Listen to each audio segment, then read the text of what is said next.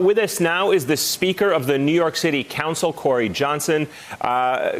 Speaker Johnson, it's great to have you with us. Thank you very much for joining us. I wanted, first of all, to start by getting your reaction to what we're just seeing out of New York City's hospitals. And as we mentioned, you saw a report there, at least one healthcare worker has died. Nurses, we showed the image, nurses wearing trash bags because they don't have the proper equipment. How is this happening in a city like New York, and what is the city doing to stop it? Well, these are insane and heartbreaking images that we are seeing. And what you're seeing in Elmhurst yesterday in Queens is sadly potentially going to be what you're going to see at more hospitals across New York City and across the country. And my hope is that these images are haunting in some ways for our policymakers and leaders in Washington. New York City needs their help now. We needed it yesterday. We needed it last week. We need more personal protective equipment. We need more ventilators, and we need it now. These doctors and nurses and healthcare professionals are our heroes on the front line, and it is insane that in the United States of America, the wealthiest country in the world, in New York City, the wealthiest city in this country, you are seeing images of nurses in garbage bags, and you see hospitals getting overrun. And we are nowhere near the apex. We don't know when the wave is going to crest. We need to halt transmission, build up hospital capacity, get more personal protective equipment and ventilators, and we need to do it immediately, and we need Washington's help. So right at this point, I mean, obviously, we're going to have a lot in the months and years ahead to kind of look back and find out where the system failed all of these people. But who do you hold accountable for the situation that we're in right now?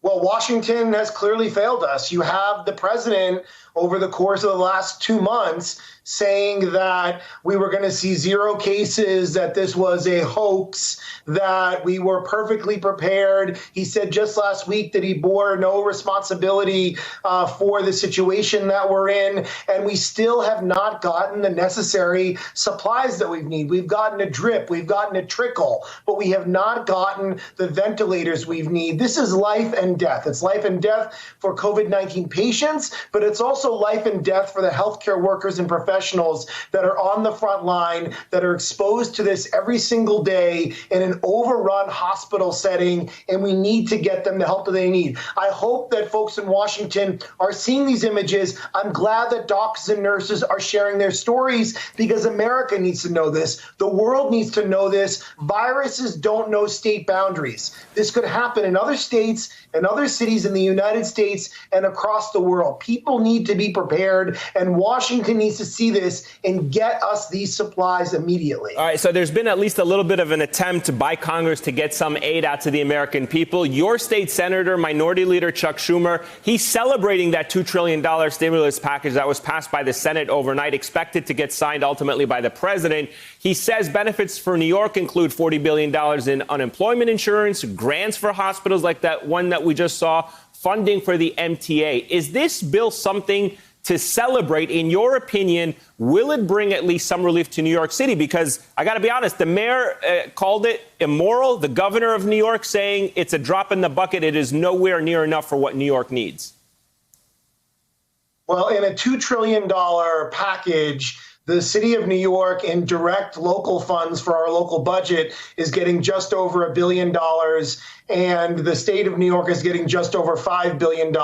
Now, there is a lot of money for hospitals. There's a lot of money for small businesses. There's an increase in the amount of money for unemployment insurance. So those are all good things. But we have seen a gigantic hole blown in our city's budget. New York City is the 3rd largest economy in the United States of America. What happens here affects the national economy. We need more direct local and state aid. I do want to say that Senator Schumer and Senator Gillibrand inherited a very bad bill the Republicans put forward last weekend, and they improved it a lot. But we still need a lot more money for the city of New York and for the state of New York. And I know we have to run. I just want to end with this, Eamon. You know, this is a painful time, a difficult time, a hard time in New York City, but it's important to give people hope. New Yorkers got through September 11th. We got through Hurricane Sandy. We got through the fiscal crisis of the 1970s. We got through the Great Recession in 2009. We will get through this together.